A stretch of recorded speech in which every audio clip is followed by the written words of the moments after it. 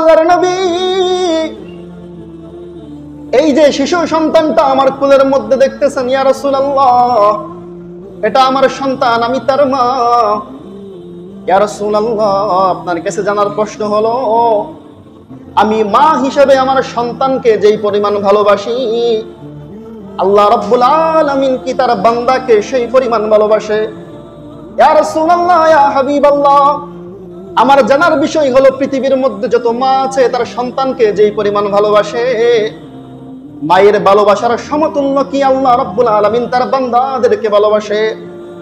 রাসূল সাল্লাল্লাহু আলাইহি ওয়াসাল্লাম ওই নারী সাহাবাকে ডাক দিয়ে বলেন, ও আমার নারী সাহাবা, তুমি জেনে রাখো, একজন মা যেমন তার সন্তানকে ভালোবাসে, তুমি যেমন তোমার সন্তানকে ভালোবাসো, মায়ের ভালোবাসার চাইতে আমার আল্লাহ রাব্বুল আলামিন তার বান্দাকে হাজার গুণ বেশি ভালোবাসে। আমরা আলোচনা শুনবো আদর্শ সমাজ। আদর্শ সমাজ গঠন হওয়ার জন্য কোরআনের কি ভূমিকা? আজকে আমাদের আলোচ্য বিষয় হচ্ছে আদর্শ সমাজ গঠন করার জন্য কোরআনের ভূমিকা। খুবই গুরুত্বপূর্ণ একটা বিষয়, যে আপনি প্রত্যেকেই কিন্তু আমরা প্রত্যেকেই সমাজের মধ্যে বসবাস করি। এই সমাজটা আদর্শ সমাজ হবে, এই সমাজটা ভালো সমাজ হবে, এই ব্যাপারে কোরআনে কারীম কি বলেছে, রাসূল সাল্লাল্লাহু আলাইহি ওয়াসাল্লাম কি বলেছেন। তো আদর্শ সমাজ গঠন করার পূর্বে সমাজ কাকে বলে এটা আমাদেরকে জানতে হবে। দেখেন, পৃথিবীতে এমন কোনো মানুষ নাই যে একজন মানুষ আরেকজন মানুষের সহযোগিতা ছাড়া চলতে পারে। পৃথিবীতে একজন মানুষ আরেকজন মানুষের সহযোগিতা ছাড়া চলতে পারে না। উদাহরণস্বরূপ, আপনার গায়ের যে জামাটা আছে, আপনার গায়ের যে জামাটা আপনি পরেছেন, এই জামাটা তৈরি করতে যাওয়ার পরে এই জামাটা প্রস্তুত হওয়ার পিছনে হাজারো মানুষের শ্রম আছে। একটা কাপড় বানাইতে গেলে প্রথমেই তুলা থেকে সুতা বানাইতে হয়। এক দুইজন মানুষে কিন্তু তুলা থেকে সুতা বানায় নাই। এই সুতাগুলোকে জোড়া দিয়ে প্রাথমিক পর্যায়ের কাপড় বানাইতে হয়। কাপড় থেকে এটাকে রং করতে হয়, রং করার পরে শুকাইতে হয়, শুকানোর পরে গার্মেন্টসের মধ্যে এই কাপড়টা আসে। আসার পরে একদল মানুষ এই কাপড়টা কাটে, আরেকদল মানুষ হাতা সেলাই করে, বডি সেলাই করে। অনেক প্রসেসিং এর পরে আপনার এই পরনের জামাটা আপনার গায়ে আসছে। আপনার পরনের এই জামাটা হাজার মানুষ শ্রমের বিনিময়ে আপনি পড়তে পেরেছেন। উদাহরণস্বরূপ, আপনি একবেলা ভাত খাবেন, গোশত পোলাও দিয়ে খেতে হবে না, শুধু ডাল দিয়ে খাবেন। একবেলা ভাত খাওয়ার জন্য ডাল এবং ভাতের যে প্রয়োজন, এই ডাল এবং ভাত একজন মানুষের শ্রমে আপনার ঘরে আসে নাই, হাজার মানুষের শ্রমে তারপরে আপনার ঘরের মধ্যে আসছে। আপনি কোটি টাকার মালিক হইলেও একবেলা ভাত খাইতে পারবেন না মানুষের সহযোগিতা ছাড়া।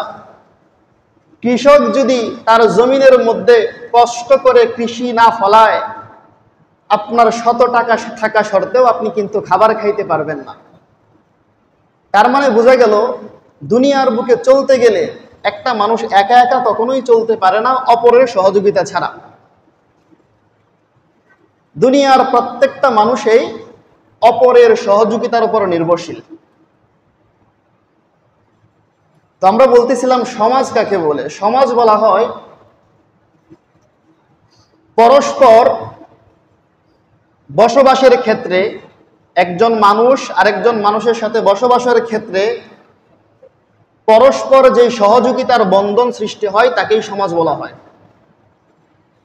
জীবন চলার পথে পরস্পর সহযোগিতার বন্ধনকেই সমাজ বলা হয়। সমাজ মানেই হচ্ছে একে অপরকে সহযোগিতা করবে। তো যেহেতু আজকে আমাদের আলোচ্য বিষয় আদর্শ সমাজ গঠন করার ক্ষেত্রে কোরআনের ভূমিকা, তাহলে আমরা শুরুতেই জানতে পারলাম সমাজ বলা হয় পরস্পর সহযোগিতার বন্ধনকে সমাজ বলে। একজন আরেকজনকে সহযোগিতা করবে, এই সহযোগিতার বন্ধনটাকে সমাজ বলা হয়। দুনিয়ার বুকে যেই সমস্ত সমাজ আছে, এই সমাজের মধ্যে অনেক সময় শান্তি বিরাজমান হয়, অনেক সময় অশান্তি হয়। দুনিয়ার মধ্যে মানুষের যেই সমাজ আছে, এই সমাজের অশান্তি হয় দুইটা কারণে। ভালো করে বুঝবেন সম্মানিত হাজিরিন, দুনিয়ার মধ্যে যত সমাজ আছে, এই সমাজের মধ্যে অশান্তি সৃষ্টি হয় মাত্র দুইটা কারণে। এক নম্বর কারণ হচ্ছে প্রাপকের প্রাপ্য না দেওয়া। সমাজে অশৃঙ্খলার সৃষ্টির কারণের মধ্যে দুইটা কারণের মধ্যে এক নম্বর কারণ হচ্ছে প্রাপকের প্রাপ্য না দেওয়া। আরেকটা কারণ হচ্ছে, দ্বিতীয় নম্বর কারণ, প্রাপক না হওয়া সত্ত্বেও প্রাপ্যের দাবি করা। আমি দুইটা কথা বললাম, এই দুইটা কথাকে ব্যাখ্যা করা হবে। সমাজে অশৃঙ্খলা হয় ভাই কয় কারণে? দুই কারণে। এক নম্বর কি? প্রাপকের প্রাপ্য না দেওয়া, মানে পাওনাদারের পাওনা পরিশোধ না করলে। দুই নম্বর হচ্ছে পাওনাদার না হওয়া সত্ত্বেও মানুষের কাছে দাবি করলে। আপনি মনে করেন পাওনাদার না, আপনি কার কাছে পান না, তারপরেও গিয়ে দাবি করলেন। উদাহরণস্বরূপ, মনে করেন আপনার বাড়ির সামনে দিয়ে সরকার একটা রাস্তা করতেছে, কোনো একজন ইঞ্জিনিয়ার সাহেব সেই রাস্তাটার কাজ পাইল। আপনি এলাকার একজন নেতা, আপনি গিয়ে ইঞ্জিনিয়ারকে বললেন 50 কোটি টাকা দিতে হবে, 50 লক্ষ টাকা দিতে হবে এই রাস্তা যদি তুমি করতে চাও, অন্যথায় তোমাকে কাজ করতে দেওয়া হবে না। আপনি কি ইঞ্জিনিয়ার কাছে কোনো টাকা পাইতেন? আপনি কিন্তু প্রাপক না, আপনি পাওনাদার না। তারপরে গিয়ে কি করলেন? ইঞ্জিনিয়ারের কাছে গিয়ে 50 লক্ষ টাকা দাবি করলেন। ইঞ্জিনিয়ার বাধ্য হয়ে আপনাকে 50 লক্ষ টাকা দিল। এই যে ইঞ্জিনিয়ার 50 লক্ষ টাকা আপনাকে দিল, সে কি তার পকেট থেকে দিয়েছে? সরকার থেকে যেই টাকাটা পাইছে রাস্তা করার জন্য, ওই টাকা থেকে আপনাকে 50 লক্ষ টাকা দিয়েছে। এখন ইঞ্জিনিয়ার সাহেব কি করবে? রাস্তাটা যেমন ভাবে মজবুত হওয়ার জন্য নির্দেশ আসছিল, সেই রাস্তাটা তেমন ভাবে মজবুত হবে না। কিছুদিন পরে এই রাস্তাটা ভেঙে যাবে, সমাজের সমস্ত মানুষের মধ্যে এটা গিয়ে প্রভাব পড়বে। রাস্তাঘাট ভেঙে গিয়েছে, মানুষের চলাচলের মধ্যে একটা বিঘ্নতা ঘটতেছে। দেখেন, একজন মানুষের কারণে গোটা সমস্ত সমাজের মানুষ ভোগান্তির মধ্যে পড়ে গেল। কি জন্যে? একজন মানুষ ইঞ্জিনিয়ারের কাছ থেকে 50 লক্ষ টাকা খেয়ে ফেলছে বিদায়। আপনি পাওনাদারের পাওনা আদায় করেন না। আপনার কাছে একজন মানুষ 1 লক্ষ টাকা পায়, আপনি ওই টাকাটা দিচ্ছেন না। কিছুদিন পরে এই টাকা নিয়ে দুই দলের মধ্যে মারামারি হানাহানি সৃষ্টি হয়ে গেল, সমাজের মধ্যে অশৃঙ্খল সৃষ্টি হয়ে গেল। তাহলে আপনার একজনের কারণে গোটা সমাজের মধ্যে অশৃঙ্খল সৃষ্টি হয়ে যায়। তাহলে আমরা বুঝতে পারলাম ভাই, সমাজের মধ্যে অশৃঙ্খল বিশৃঙ্খল অশান্তি সৃষ্টি হয় কয় কারণে? দুই কারণে। প্রাপকের প্রাপ্য বুঝিয়ে না দেওয়ার কারণে, পাওনাদারের পাওনা বুঝিয়ে না দেওয়ার কারণে, আরেকটা হচ্ছে পাওনাদার না হওয়া সত্ত্বেও প্রাপ্যের দাবি করার কারণে। দেখেন, রাসূল সাল্লাল্লাহু আলাইহি ওয়াসাল্লাম হাদিসে পাকের মধ্যে ফরমান, বুখারী শরীফের 5138 নম্বর হাদিস, অকাল রাসূলুল্লাহ সাল্লাল্লাহু আলাইহি ওয়াসাল্লাম আলা কুল্লুকুম রাঈন ওয়া কুল্লুকুম মাসউলুন আন রাঈয়াতিহি। রাসূল সাল্লাল্লাহু আলাইহি ওয়াসাল্লাম হাদিসে পাকের মধ্যে ফরমান, ও দুনিয়ার মানুষ তোমরা জেনে রাখো, আলা, দুনিয়ার সমস্ত মানুষ তোমরা জেনে রাখো, কুল্লুকুম রাঈন, ও দুনিয়ার মানুষ তোমরা সকলেই জিম্মাদার, তোমাদের সকলের কাছে সকলেই পাওনাদার। কুল্লুকুম রাঈন ওয়া কুল্লুকুম মাসউলুন আন রাঈয়াতিহি, ও দুনিয়ার মানুষ তোমরা যেহেতু জিম্মাদার, তোমরা যেহেতু পাওনাদার, তোমাদের কাছে মানুষ পায়, কাল কিয়ামতের দিন আমার আল্লাহ রাব্বুল আলামিন তোমাদের জিম্মাদারির সম্পর্কে জিজ্ঞাসিত করবেন। তোমাদের পাওনার ব্যাপারে কাল কিয়ামতের দিন আল্লাহ রাব্বুল আলামিন জিজ্ঞাসা করবেন। রাসূল বলতেছেন, পৃথিবীতে যত মানুষ আছে সমস্ত মানুষগুলোই জিম্মাদার। সমস্ত মানুষের কাছেই পৃথিবীর যত মাখলুক আছে, যত মানুষ আছে, সবাই তার কাছে কিছু না কিছু পায়। আপনি যদি আল্লাহর বান্দা হয়ে থাকেন, আল্লাহ রাব্বুল আলামিন আপনার কাছে কিছু পাওনা আছে। আপনি যদি গোলাম হয়ে থাকেন, আপনি আল্লাহর কাছেও কিছু পান। আপনি যদি বাবা হয়ে থাকেন, আপনার সন্তান আপনার কাছে কিছু কিছু জিনিস পায়। আপনি যদি মা বাবা হয়ে থাকেন, আপনি যদি সন্তান হয়ে থাকেন, পিতা মাতা আপনার কাছে পায়। পিতা মাতা হয়ে থাকলে সন্তান আপনার কাছে পায়।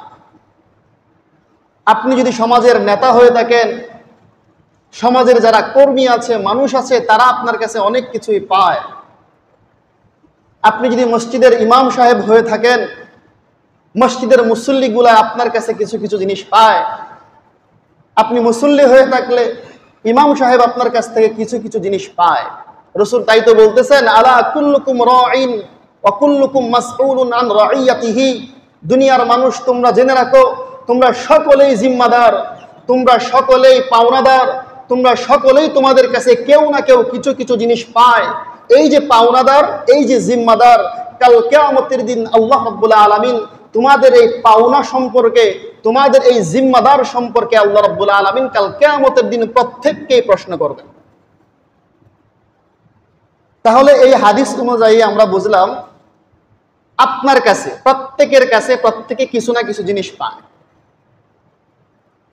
প্রত্যেকের কাছে কিছু না কিছু জিনিস মাখলুকাতে পায় এবং অন্য মানুষরা পায়। আমরা সকলেই আল্লাহর গোলাম। সর্বপ্রথম আল্লাহ রাব্বুল আলামিন আমাদের কাছে কি পায় এটা আমাদেরকে জানতে হবে। যেহেতু রাসূল বলেছেন প্রত্যেকেই জিম্মাদার, প্রত্যেকের কাছেই কিছু না কিছু জিনিস পায়, তো আমাদের কাছে কে কি পায় সেটা আমরা জানি না। রাসূল সাল্লাল্লাহু আলাইহি ওয়াসাল্লাম বলে দিয়েছেন কার কাছে কে কি পায়। সর্বপ্রথম, যেহেতু আমরা সকলেই আল্লাহর বান্দা, আমরা সকলে আল্লাহর বান্দা না? আমরা সকলেই আল্লাহর বান্দা। এবার আমরা দেখি আল্লাহ রাব্বুল আলামিন আমাদের কাছে কি পায় এবং আমরা আল্লাহর কাছে কি পাই। আল্লাহ রাব্বুল আলামিন আমাদের কাছে কি পায় এবং আমরা আল্লাহর কাছে কি পাই সেটা আমরা দেখব। রাসূল সাল্লাল্লাহু আলাইহি ওয়াসাল্লাম হাদিসে পাকের মধ্যে ফরমান, হাদিসটা হচ্ছে বুখারী শরীফের 6500 নম্বর হাদিস। রাসূল সাল্লাল্লাহু আলাইহি ওয়াসাল্লাম এবং মুআজ ইবনে জাবাল রাদিয়াল্লাহু তাআলা আনহু একদিন একটা উটের চৈরা কোথাও যাইতেছিলেন। একটা উটের পিঠের মধ্যে দুইজন ব্যক্তি উঠছে। একজন হচ্ছে রাসূল সাল্লাল্লাহু আলাইহি ওয়াসাল্লাম, রাসূলের পিছনেই উঠেছেন হচ্ছে মুআজ ইবনে জাবাল রাদিয়াল্লাহু তাআলা আনহু। মুআজ ইবনে জাবাল এবং রাসূল একটা উটের পিঠের উপরে চৈরা কোথাও যাইতেছিলেন। উটের পিঠের মধ্যে একটা হাওদা থাকে, হাওদা হচ্ছে চেয়ারের মতো। ওই চেয়ারের মধ্যে রাসূল বসেছেন এবং চেয়ারের পিছনেই হযরতে মুআজ রাদিয়াল্লাহু তাআলা আনহু হাওদার মধ্যে ধরে রেখে বসে আছেন। কিছু দূর যাওয়ার পরে রাসূল সাল্লাল্লাহু আলাইহি ওয়াসাল্লাম মুআজ ইবনে জাবালকে ডাক দিয়ে বলতেছেন, ও মুআজ, ইয়া মুআজ। মুআজ রাদিয়াল্লাহু তাআলা আনহু সাথে সাথেই বলেন, লাব্বাইক ওয়া সাদাইক ইয়া রাসূলুল্লাহ। ও রাসূলুল্লাহ, আপনি আমাকে ডাক দিয়েছেন, লাব্বাইক আমি উপস্থিত, ওয়া সাদাইক আমি আপনার সাথেই আছি ইয়া রাসূলুল্লাহ। কিছু দূর আবার যাওয়ার পরে রাসূল সাল্লাল্লাহু আলাইহি ওয়াসাল্লাম দ্বিতীয়বার আবার ডাক দিয়ে দিলেন, ইয়া মুআজ, ও মুআজ। মুআজ রাদিয়াল্লাহু তাআলা আনহু ডাক দিয়ে বলেন, লাব্বাইক ওয়া সাদাইক ইয়া রাসূলুল্লাহ। ইয়া রাসূলুল্লাহ আমি উপস্থিত, আমি আপনার সাথেই আছি। আবার কিছু দূরে যাইলেন, যাওয়ার পরে আবার রাসূল সাল্লাল্লাহু আলাইহি ওয়াসাল্লাম মুআজকে ডাক দিয়ে বলতেছেন, ইয়া মুআজ। রাসূল বললেন, লাব্বাইক ওয়া সাদাইক ইয়া রাসূলুল্লাহ। রাসূল সাল্লাল্লাহু আলাইহি ওয়াসাল্লাম একই উটের পিঠের মধ্যে দুইজন ব্যক্তি, প্রথমে রাসূল, তারপরে হচ্ছে মুআজ। রাসূল সাল্লাল্লাহু আলাইহি ওয়াসাল্লাম তিনবার ডাক দিলেন, হে মুআজ, হে মুআজ, হে মুআজ। মুআজ প্রতিবারই বলছে, লাব্বাইক ইয়া সাদাইক, লাব্বাইক ইয়া সাদাইক, লাব্বাইক ইয়া সাদাইক, আমি উপস্থিত, আমি আপনার পাশেই আছি।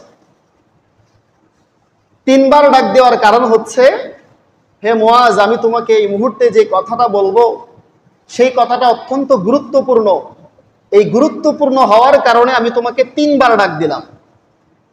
3 বার ডাক দেওয়ার পরে রাসূল বলতেছেন, বুখারী শরীফের 6500 নম্বর হাদিস, হে মুআজ, হাল তাদরি, তুমি কি জানো মাল হাক্কুল্লাহি আলাল ইবাদি, যে আল্লাহ রাব্বুল আলামিন তার বান্দার উপরে কি হক রাখে, কি পাওনা রাখে, সেটা কি তুমি জানো? রাসূল এই প্রশ্নটা মুআজকে করলেন। মুআজ রাদিয়াল্লাহু তাআলা আনহু বললেন, ইয়া রাসূলুল্লাহ, ইয়া হাবিবাল্লাহ, আল্লাহু ওয়া রাসূলুহু আ'লাম। ইয়া রাসূলুল্লাহ, ইয়া হাবিবাল্লাহ, ও আল্লাহর নবী, আল্লাহ এবং আল্লাহর রাসূল এই প্রশ্নের উত্তর ভালো জানেন। মুআজ বলতেছেন, আল্লাহ, হে রাসূল, আল্লাহ ভালো জানেন এবং রাসূলই ভালো জানেন, আমি এই প্রশ্নের উত্তর জানি না। রাসূল নিজেই উত্তর দিয়ে দিয়েছেন। রাসূল সাল্লাল্লাহু আলাইহি ওয়াসাল্লাম মুআজকে ডাক দিয়ে বলেন, ও মুআজ, তুমি জেনে রাখো, আমার আল্লাহ রাব্বুল আলামিন বান্দার উপরে হক রাখে। বান্দার কাছে পাওনা হচ্ছে তার বান্দা আল্লাহ রাব্বুল আলামিনের শুধু ইবাদত করবে, আল্লাহ রাব্বুল আলামিনের সাথে কাউকেই অংশীদার করবে না। আল্লাহ রাব্বুল আলামিন বান্দার কাছে কি পায়? বান্দা আল্লাহর একমাত্র ইবাদত করবে এবং বান্দা আল্লাহর সাথে কাউকে শরীক করবে না। এটা হচ্ছে আল্লাহ রাব্বুল আলামিন তার বান্দার কাছে পাওনা। কিছু দূর যাওয়ার পরে রাসূল সাল্লাল্লাহু আলাইহি ওয়াসাল্লাম আবার প্রশ্ন করলেন, ইয়া মুআজ, হে মুআজ, হাল তাদরি, তুমি কি জানো মাল হাক্কুল ইবাদি আলাল্লাহ, একজন বান্দা হিসেবে আল্লাহর উপরে কি হক রাখে? একজন বান্দা তার আল্লাহর কাছে, তার স্রষ্টার কাছে কি পায়, তুমি কি জানো?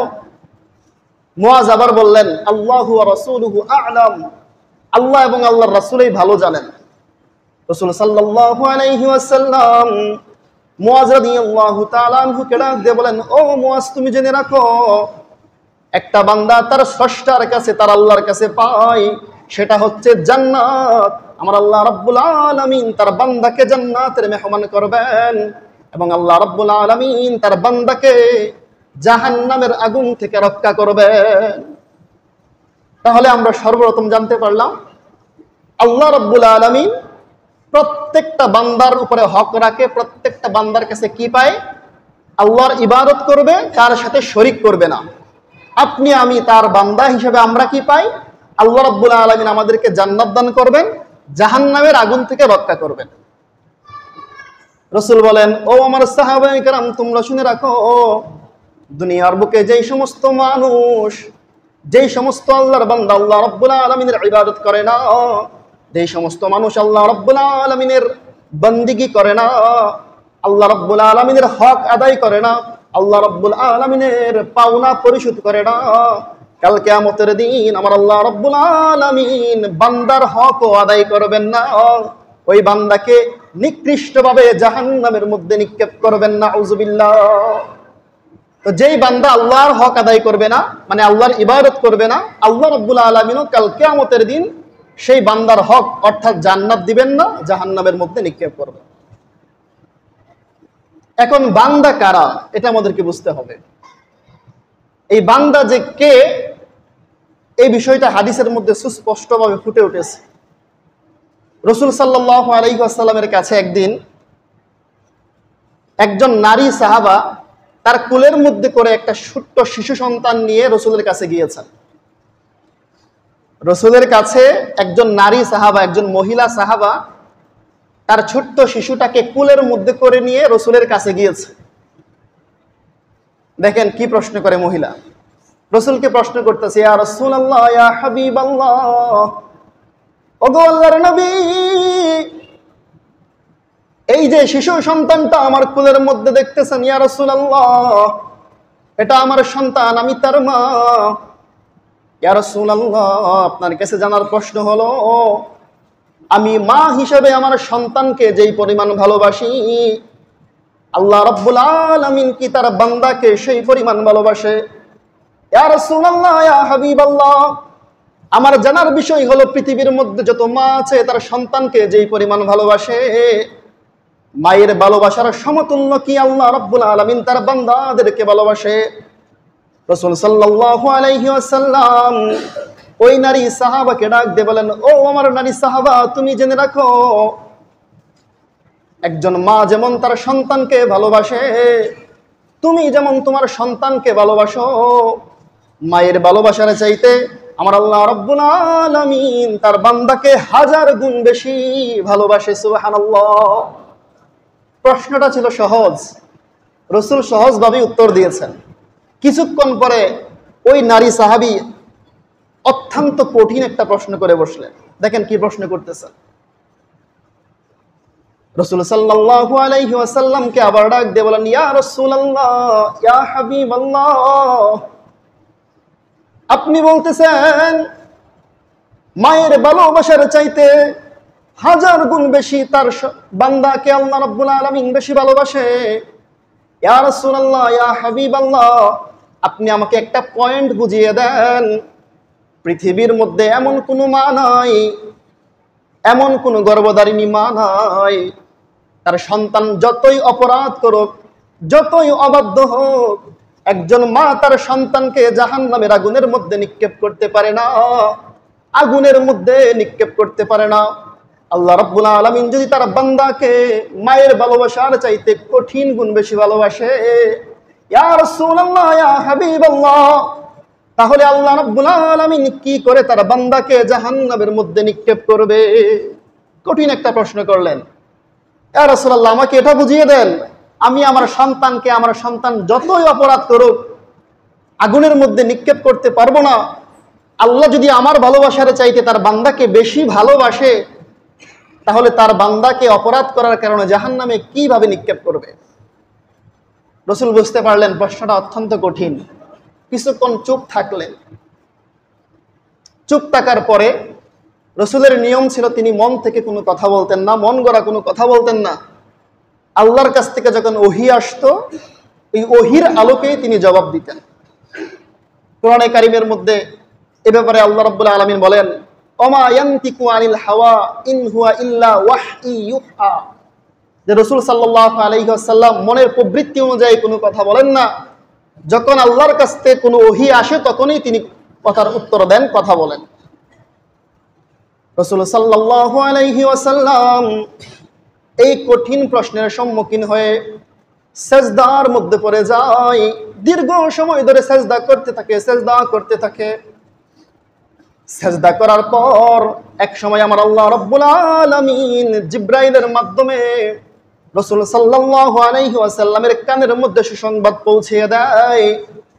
আমার আল্লাহ রাব্বুল আলামিন ডাক দিয়ে বলেন, ও আমার প্যারে হাবিব মুহাম্মদ মুস্তাফা, আহমদ মুস্তাফা, একজন নারী সাহাবী আপনার কাছে প্রশ্ন করেছে, আমি আল্লাহ রাব্বুল আলামিন কি আমার বান্দাকে মায়ের ভালোবাসার চাইতে বেশি ভালোবাসি? ইয়া রাসূলুল্লাহ, ইয়া হাবিবাল্লাহ, ওগো আমার প্যারে হাবিব, আপনি শুনে রাখেন, ওই নারী সাহাবা বান্দা কাকে বলে সেটাই বুঝে নাই।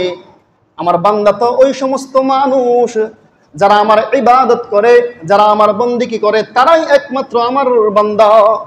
আর যেই সমস্ত মানুষ আমি আল্লাহ রাব্বুল আলামিনের ইবাদত করবে, বন্দেগী করবে, আমি আল্লাহ রাব্বুল আলামিন তাকে বিনা হিসাবে জান্নাত দিয়ে দিব। আমি আল্লাহ রাব্বুল আলামিন ওই সমস্ত আমার বান্দাদেরকে মায়ের ভালোবাসার চাইতে 1000 কোটি গুণ বেশি ভালোবাসি। ইয়া রাসূলুল্লাহ, ও আমার প্যারে হাবিব মুহাম্মদ মুস্তাফা, আপনি আরো জেনে রাখেন, যে সমস্ত বান্দারা, যে সমস্ত মানুষরা আমার ইবাদত করে না, বন্দেগী করে না, তারা আমার বান্দা নয়, তাদেরকে আমি বিনা হিসেবেই জাহান্নামের মধ্যে নিক্ষেপ করব। রাসূল উত্তর পেয়ে গেলেন, সেজদা থেকে মাথা উঠিয়ে বললেন, ও সাহাবী, নারী সাহাবী, তুমি শুনে রাখো, আল্লাহ রাব্বুল আলামিন তোমাকে বলেছেন তুমি বান্দা কাকে বলে সেটাই জানো না। আরে বান্দা তো সেই ব্যক্তি, যে ব্যক্তি আল্লাহর ইবাদত করে, আল্লাহর বন্দেগী করে, তাকে আল্লাহ রাব্বুল আলামিন তোমার ভালোবাসার চাইতে 1000 গুণ বেশি ভালোবাসেন, তাকে বিনা হিসেবে জান্নাত দান করবেন। আর যেই বান্দা, যেই ব্যক্তি, যেই মানুষ আল্লাহর ইবাদত করে না, সেই ব্যক্তি তো আল্লাহর বান্দাই না, তাকে বিনা হিসেবে আল্লাহ রাব্বুল আলামিন জাহান্নামের মধ্যে নিক্ষেপ করবেন। তাহলে আমরা এই দুইটা হাদিস দ্বারা জানতে পারলাম আল্লাহ রাব্বুল আলামিন আমাদের কাছে কি পায়? তার ইবাদত করা লা শরীক জেনে এবং তার সাথে কাউকে শরীক না করা। আর আমরা আল্লাহর কাছে কি পাই? আমরা আল্লাহর কাছে পাওনা হচ্ছে আল্লাহ রাব্বুল আলামিন আমাদেরকে জাহান্নামের আগুন থেকে রক্ষা করবেন এবং জান্নাত দান করবেন। আল্লাহ রাব্বুল আলামিনের ইবাদত যে করা বান্দার হক, আল্লাহর হক, এটা আল্লাহ রাব্বুল আলামিন সূরাতুন নিসার 36 নম্বর আয়াতের মধ্যেও বলে দিয়েছেন। আল্লাহ বলেন, ওয়া'বুদুল্লাহ ওয়া লা তুশরিকু বিহি শাইআ। ও দুনিয়ার মানুষ, তোমরা শুনে রাখো, তোমরা সকলেই মিলে একমাত্র আমি আল্লাহ রাব্বুল আলামিনের ইবাদত করো। ওয়া লা তুশরিকু বিহি শাইআ, এবং আমি আল্লাহ রাব্বুল আলামিনের কাছে আমি আল্লাহ রাব্বুল আলামিনের সাথে কাউকে কোনোদিন অংশীদার করিও না। তো আমরা প্রথমে জানতে পারলাম, যেহেতু আমরা আলোচ্য বিষয় নিয়েছিলাম যে আদর্শ সমাজ গঠন করার ক্ষেত্রে কোরআনের কি ভূমিকা, আমরা বলেছিলাম আদর্শ সমাজ গঠন করার জন্য দুইটা কাজ করতে হয়, আর দুইটা কাজের মাধ্যমে সমাজে অশৃঙ্খলা হয়। দুইটা কাজ যারা করবে যে সমাজের মধ্যে, ওই সমাজে অশৃঙ্খল হবে। তার মধ্যে একটা হচ্ছে পাওনাদারের পাওনা না দেওয়া, দ্বিতীয়টা হচ্ছে পাওনাদার না হওয়া সত্ত্বেও প্রাপ্যের দাবি করা। এই দুইটা কাজ যেই সমাজের মধ্যে হবে সেই সমাজ হবে অশৃঙ্খল। আর এই দুই কাজের বিপরীতে যেই সমাজের মধ্যে পাওনাদারের পাওনা পরিশোধ করা হবে এবং প্রাপক না হওয়া সত্ত্বেও কারো কাছে দাবি করবে না, ওই সমাজটা হবে আদর্শ সমাজ। এ ব্যাপারে রাসূল সাল্লাল্লাহু আলাইহি ওয়াসাল্লাম বুখারী শরীফের 7138 নম্বর হাদিসের মধ্যে বলেন, আলা কুল্লুকুম রাঈন ওয়া কুল্লুকুম মাসউলুন আন রাঈয়াতিহি। দুনিয়ার মানুষ, তোমরা সকলে জেনে রাখো, তোমরা সকলেই জিম্মাদার, আর এই জিম্মাদারি সম্পর্কে আল্লাহ রাব্বুল আলামিন তোমাদেরকে প্রশ্ন করবে। আল্লাহ রাব্বুল আলামিন পাওনাদারের পাওনা আদায় করার ক্ষেত্রে আরো সুস্পষ্টভাবে কোরআনে কারীমের সূরাতুন নাহালের 90 নম্বর আয়াতের মধ্যে সুস্পষ্ট বক্তব্য দিয়ে দেন। আল্লাহ বলেন, ইন্নাল্লাহা ইয়া'মুরুকুম বিল আদলি ওয়াল ইহসান। আল্লাহ বলেন সূরা নাহালের 90 নম্বর আয়াত, ইন্নাল্লাহা ইয়া'মুরুকুম বিল আদলি ওয়াল ইহসান। হে দুনিয়ার মানুষ, তোমরা সকলেই ন্যায় পরায়ণশীল হও এবং ইহসান, পর উপকারী হও। আদর্শ সমাজ গঠন করতে চাও, সর্বপ্রথম আদেল হও, ন্যায় পরায়ণশীল হও। মুফাসসিরুনে কেরাম ব্যাখ্যা করেন, আদেলের ব্যাখ্যা হচ্ছে তোমার কাছে যে যা পায় সেটা তুমি আদায় করে দাও, প্রাপকের প্রাপ্য আদায় করে দাও এবং মানুষের উপকার করো। যেই সমাজের মধ্যে প্রাপকের প্রাপ্য আদায় করা হবে, যেই সমাজের মধ্যে মানুষের কল্যাণবোধক কাজ করা হবে, সেই সমাজটা আমার আল্লাহ রাব্বুল আলামিন আদর্শ সমাজ হিসেবে কবুল করে নেবেন। বলেন না সুবহানাল্লাহ। তো যেহেতু আমরা বুঝতে পারলাম প্রত্যেকটা মানুষই জিম্মাদার, প্রত্যেকের কাছেই পাওনাদার আছে, প্রত্যেকের কাছে কিছু না কিছু জিনিস মানুষে পায়, তাহলে আমরা সর্বপ্রথম আল্লাহর পাওনাদার হিসেবে বুঝলাম যে আল্লাহ আমাদের কাছে ইবাদত পায়, আল্লাহ আমাদের কাছে লা শরীক হিসেবে তার ইবাদত পায়, এবং আমরাও আল্লাহর কাছে জান্নাত পাই এবং আল্লাহ রাব্বুল আলামিনের কাছে জাহান্নামের আগুন থেকে মুক্তি পায়। দ্বিতীয় নম্বর পাওনাদারের দাবি হচ্ছে মা বাবা। আল্লাহর পরেই সবচাইতে বড় পাওনাদার হচ্ছে মা বাবা তার সন্তানের কাছে। দ্বিতীয় নম্বর কেন আসছে এটা আপনার আমার কথা না, এটা আল্লাহ রাব্বুল আলামিন বলে দিয়েছেন। আমার পাওনার পরে, আল্লাহ বলতেছেন আমার পাওনার পরে পৃথিবীতে সবচাইতে বড় পাওনাদার হচ্ছে মা বাবা তার সন্তানের কাছে। কুরআনে কারীমের অনেকগুলো আয়াত আছে মা বাবার হকের ব্যাপারে, যেখানে আল্লাহ রাব্বুল আলামিন নিজের হকের কথা বলেছেন, সাথে সাথে মা বাবার হকের কথাও বলে দিয়েছেন। কুরআনে কারীমের সূরাতুন নিসার 36 নম্বর আয়াত আল্লাহ বলেন, ওয়া'বুদুল্লাহ ওয়া লা তুশরিকু বিহি শাইআ ওয়া বিল ওয়ালিদাইনি ইহসানা। দুনিয়ার মানুষ, আমার ইবাদত করো, আমার সাথে শরীক করবে না, এবং মা বাবার সাথে ভালো ব্যবহার করো। আল্লাহ রাব্বুল আলামিন সূরাতুল আহকাফের 15 নম্বর আয়াতের মধ্যেও বলে দেন, ওয়াসাইনাল ইনসানা বিওয়ালিদাইহি ইহসানা। দুনিয়ার মানুষ, আমি তোমাদেরকে উপদেশ দিচ্ছি মা বাবার সাথে ভালো ব্যবহার করবা। জায়গার মধ্যে আল্লাহ রাব্বুল আলামিন বলে দেয় যে মা বাবার সাথে ভালো ব্যবহার করবা, এবং দ্বিতীয় নম্বরেই মা বাবার হককে এনেছেন। একজন সন্তানের উপরে মা বাবার হক হচ্ছে সন্তান কোনোদিন তার মা বাবার সাথে অসৎ আচরণ করবে না, কোনোদিন খারাপ আচরণ করবে না। আমার আল্লাহ রাব্বুল আলামিন নিজেই বলে দেন কোরআনে কারীমের সূরা বনী ইসরাঈলের 23 নম্বর আয়াতের মধ্যে, وقضى ربك ألا تعبدوا إلا إياه وبالوالدين إحسانا إما يبلغن عندك الكبر أحدهما أو كلاهما فلا تقل لهما أف ولا تنهرهما وقل لهما قولا كريما আল্লাহ রাব্বুল আলামিন কোরআনে কারীমের বনি ইসরাঈলের 23 নম্বর আয়াতের মধ্যে জানিয়ে দেয় ওয়াকাদা রাব্বুকা আল্লা তা'বুদু ইল্লা ইয়াহু। ও দুনিয়ার মানুষ, আমি আল্লাহ রাব্বুল আলামিন তোমাদের উপর অবধারিত করে দিয়েছি, 1 নম্বরে আমি আল্লাহ রাব্বুল আলামিনের ইবাদত করবা, 2 নম্বরে ওয়াবিল ওয়ালিদাইনি ইহসানা, এবং তোমার মা বাবার সাথে ভালো ব্যবহার করবা। এটা হচ্ছে আল্লাহর নির্দেশ। 1 নম্বর হচ্ছে তোমরা আমার ইবাদত করবা, 2 নম্বরে মা বাবার সাথে ভালো ব্যবহার করবা। আল্লাহ রাব্বুল আলামিন আরো বলেন ইম্মা ইয়াবলুগান্না ইনদাকাল কিবারা আহাদুহুমা আও কিলাহুমা। দুনিয়ার মানুষ, মা বাবার মধ্যে কোনো একজন যদি তোমাদের কাছে থাকে, এমন অবস্থায় তারা বৃদ্ধ হয়ে গিয়েছে অথবা 2 জনেই তোমাদের কাছে থাকে, বৃদ্ধ হয়ে গিয়েছে, ওয়ালা তাকুল্লাহুমা উফফি ওয়ালা তানহারহুমা ওয়াকুল্লাহুমা কাওলান কারীমা। মা বাবা যদি তোমার কাছে থাকে, তুমি সন্তান হিসেবে তোমার মা বাবা যদি তোমার কাছে থাকে, বৃদ্ধ হয়ে যায়, সাবধান সাবধান, কোনোদিন তোমার মা বাবার সাথে অসৎ আচরণ করতে পারবা না। যখন তুমি মা বাবার সাথে কথা বলবা, সদয় আচরণের সাথে ভালো ভালো তুমি কথা বলবা। আল্লাহ বলে দিয়েছেন মা বাবার কোনো একজন যদি বৃদ্ধ অবস্থায় তোমার সন্তানের কাছে থাকে, তোমার জন্য অবধারিত তাদের সাথে ভালো ব্যবহার করবা, কোনোদিন খারাপ কথা বলতে পারবা না।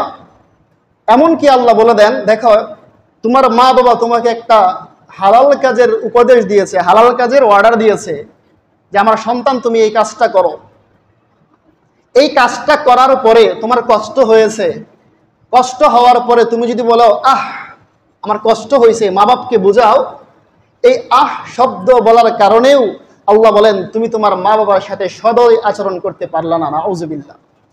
আপনাকে আপনার মা একটা হুকুম দিয়েছে, বাবা বাজার থেকে একটা ওষুধ নিয়ে আসো, রাতের বাজে 12টা, আপনি গেলেন, হেঁটে হেঁটে বাজারে গিয়েছেন, আপনার অনেক কষ্ট হয়ে গেছে, দোকানপাট খোলা পান নাই, অনেক কষ্ট করে ওষুধটা নিয়ে আনছেন, নিয়ে আইসা মায়ের কাছে দিছেন, আসার পরে বলতেছেন তুমি আর সময় পাও না বলার জন্য। এই যে আপনি এই কথাটা বললেন, আপনি মা বাবার নাফরমান একজন সন্তান হইলেন। আল্লাহ এটাই বলতেছেন ওয়ালা তাকুল্লাহুমা উফফি ওয়ালা তানহারহুমা ওয়াকুল্লাহুমা কাওলান কারীমা। সন্তান রে, তোমার মা বাবা যদি তোমাকে হালাল কাজের উপদেশ দেয়, হালাল কাজের অর্ডার দেয়, আর ওই কাজটা করার পরে উফ শব্দটা তুমি ব্যবহার করো, তাহলেও তুমি তোমার মা বাবার সাথে ভালো ব্যবহার করতে পারো না। 1 নম্বর পাইলাম আল্লাহর হক আদায় করতে হবে, আল্লাহর পাওনা পরিশোধ করতে হবে। 2 নম্বর হচ্ছে মা বাবার হক আদায় করতে হবে, মা বাবার পাওনা পরিশোধ করতে হবে, তাহলে এই সমাজের মধ্যে শান্তি বিরাজমান হবে। 3 নম্বর হচ্ছে মানুষের অধিকার, মানুষের হক আদায় করতে হবে। আপনি মানুষ হিসেবে আপনার কাছে, আপনার সাইডে আশেপাশে যত মানুষ আছে, সমস্ত মানুষ আপনার কাছে পাওনাদার। এই পাওনাদারির ব্যাপারে কাল কিয়ামতের দিন আল্লাহ আপনাকে জিজ্ঞাসা করবেন। কিভাবে বুঝলাম আপনার কাছে সমস্ত মানুষ পাওনাদার? রাসূল সাল্লাল্লাহু আলাইহি ওয়াসাল্লাম হাদিসে পাকের মধ্যে ফরমান, বুখারী শরীফের 10 নম্বর হাদিস, وقال رسول الله صلى الله عليه وسلم وقال رسول الله صلى الله عليه وسلم المسلم من سلم المسلمون من لسانه ويده।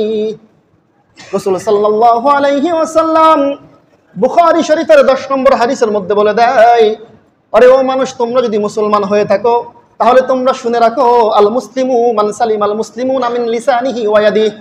ও দুনিয়ার মানুষ, মুসলমান হিসেবে অপর মুসলমান তোমার উপরে এই হক রাখে, তোমার হাত দ্বারা কোনোদিন অপর মুসলমান ক্ষতিগ্রস্ত হবে না, তোমার জবান দ্বারা, তোমার জিহ্বা দ্বারা কোনোদিন অপর মুসলমান কোনোদিন ক্ষতিগ্রস্ত হবে না। এটা হচ্ছে হক। আপনি মুসলমান, অপর মুসলমান আপনার কাছে কি পায়? আপনার হাতের মাধ্যমে কোনোদিন কোনো মানুষকে, কোনো মুসলমানকে কষ্ট দিতে পারবেন না। আপনার জবান দ্বারা, আপনার জিহ্বা দ্বারা কোনোদিন কোনো মানুষকে কষ্ট দিতে পারবেন না। এটা হচ্ছে সমস্ত মানুষ আপনার কাছে অধিকার প্রাপ্য। এই প্রাপ্যরে যদি আপনি খেয়ানত করেন, এই অধিকার যদি আপনি হরণ করেন, কাল কিয়ামতের দিন আল্লাহ রাব্বুল আলামিনের কাঠগড়ায় আপনাকে দাঁড়িয়ে তার জবাবদিহিতা করতে হবে। রাসূল সাল্লাল্লাহু আলাইহি ওয়াসাল্লাম আরো বলেন, বুখারী শরীফের 13 নম্বর হাদিস, লা ইউমিনু আহাদুকুম হাত্তা ইউহিব্বা লি আখিহি মা ইউহিব্বা লি নাফসিহি। রাসূল সাল্লাল্লাহু আলাইহি ওয়াসাল্লাম বলেন, দুনিয়ার মানুষ, তোমরা ওই পর্যন্ত মুমিন হতে পারবা না, তোমরা ওই পর্যন্ত প্রকৃত মুমিন হতে পারবা না, মুসলমান হতে পারবা না, যতক্ষণ পর্যন্ত নিজের জন্য যা পছন্দ করো অপরের জন্য সেটাই পছন্দ না করো। এটা হচ্ছে মুসলমানের হক, আপনার কাছে মানুষের পাওনা। আপনি আপনার জন্য যেটা পছন্দ করবেন অপরের জন্য সেটাই পছন্দ করতে হবে। আপনি বাজারে গেলেন, বাজারে যাওয়ার পরে আপনি একজন ব্যবসায়ী, ভালো ভালো মালগুলো আপনি উপরে রাখলেন, নষ্ট মালগুলো নিচে রাখলেন মানুষকে ধোঁকা দেওয়ার জন্য। আপনি প্রকৃত মুসলমান না। আপনি প্রকৃত মুসলমান হইলে এই কাজটা কখনোই করতে পারতেন না। কেননা আপনি যখন অপরের দোকানে যাবেন কোনোদিন নষ্ট মালগুলো কিনে আনবেন না, কিন্তু আপনি তো ঠিকই অপরকে ঠগাইতেছেন, নষ্ট মালগুলো দিয়ে দিচ্ছেন। রাসূল এটাই বলেন, লা ইউমিনু আহাদুকুম হাত্তা ইউহিব্বা লি আখিহি মা ইউহিব্বা লি নাফসিহি।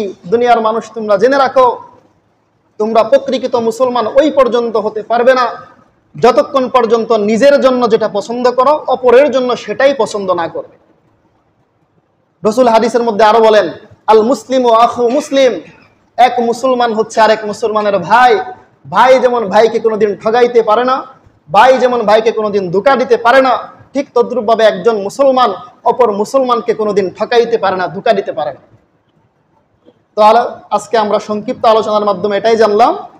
আমাদের আলোচনার বিষয়বস্তু ছিল আদর্শ সমাজ গঠন করার ক্ষেত্রে কোরআনের ভূমিকা। তো আমরা আদর্শ সমাজ গঠন করার ক্ষেত্রে দুইটা জিনিস আমরা সামনে এনেছিলাম। একটা হচ্ছে প্রাপকের প্রাপ্য আদায় করা, পাওনাদারের পাওনা পরিশোধ করা। 2 নম্বর হচ্ছে প্রাপ্যদার না হওয়া সত্ত্বেও, প্রাপক না হওয়া সত্ত্বেও অন্যের কাছে কোনো কিছু জিনিস দাবি না করা। এই দুইটা কাজ যদি কেউ করতে পারে, সমাজের মধ্যে অবশ্যই অবশ্যই সুশৃঙ্খল আদর্শ সমাজ হিসেবে আল্লাহ রাব্বুল আলামিন গোটা দেশের মধ্যে সমাজটাকে রোল মডেল বানিয়ে দেবেন। বলেন না সুবহানাল্লাহ। তো কার কাছে কি হক আমরা জানি না। রাসূল সাল্লাল্লাহু আলাইহি ওয়াসাল্লাম হাদিসের মধ্যে সুস্পষ্ট বলে দিয়েছেন, আলা কুল্লুকুম রাঈন ওয়া কুল্লুকুম মাসউলুন আন রাইয়াতিহি। দুনিয়ার সমস্ত মানুষ তোমরা সকলেই পাওনাদার, তোমাদের কাছে সকলেই অনেক কিছু পায়। পাওনাদারের ক্ষেত্রে সর্বপ্রথম হচ্ছে আল্লাহ রাব্বুল আলামিন। বান্দার কাছে আল্লাহ পাই হচ্ছে তার ইবাদত, লা শরীক, তার কাছে কোনো শরীক করবে না। বান্দা তার কাছে আল্লাহর কাছে পাই হচ্ছে আল্লাহ রাব্বুল আলামিন তাকে জান্নাত দান করবেন, জাহান্নামে নিক্ষেপ করবেন না। দ্বিতীয় নম্বরে আল্লাহ রাব্বুল আলামিন বলেন হকের ক্ষেত্রে, দ্বিতীয় নম্বরে হচ্ছে মা বাবা। সন্তান কোনোদিন তার মা বাবার সাথে অসৎ আচরণ করবে না। আল্লাহ রাব্বুল আলামিন কোরআনে কারীমের জায়গার মধ্যে বলে দিয়েছেন, আওয়াসাইনাল ইনসানা বিওয়ালিদাইহি ইহসানা। দুনিয়ার মানুষ, তোমরা সন্তান হিসেবে তোমাদেরকে আমি উপদেশ দিচ্ছি যে মা বাবার সাথে কোনোদিন অসৎ আচরণ করবা না, সর্বদাই সৎ আচরণ করবা। 3 নম্বর হক হচ্ছে মানুষ হিসেবে, মুসলমান হিসেবে মুসলমানের হক। একটা মানুষ প্রকৃত মুসলমান ওই পর্যন্ত হতে পারবে না যেই পর্যন্ত না নিজের জন্য যা পছন্দ করে অপরের জন্য তাই পছন্দ করবে। রাসূল আরো বলেন, ওই মুসলমান প্রকৃত মুসলমান না যেই মুসলমান তার জবান দ্বারা অপর মুসলমান কষ্ট পায়, তার হাত দ্বারা অপর মুসলমান কষ্ট পায়। আল্লাহ রাব্বুল আলামিন আমাদের সমাজকে যেন আমরা আদর্শ সমাজ হিসেবে গ্রহণ করতে পারি, আল্লাহ রাসূল এবং আল্লাহ রাব্বুল আলামিন যে দিক নির্দেশনা দিয়েছেন সেইভাবে যেন আমরা চলতে পারি। আল্লাহ রাব্বুল আলামিন সকলকে তৌফিক দান করুন, আমিন। ওয়া আখির দাওয়ানা আলহামদুলিল্লাহি রাব্বিল আলামিন। যারা সুন্নাত পড়ে নাই সুন্নাত পড়ে নেই।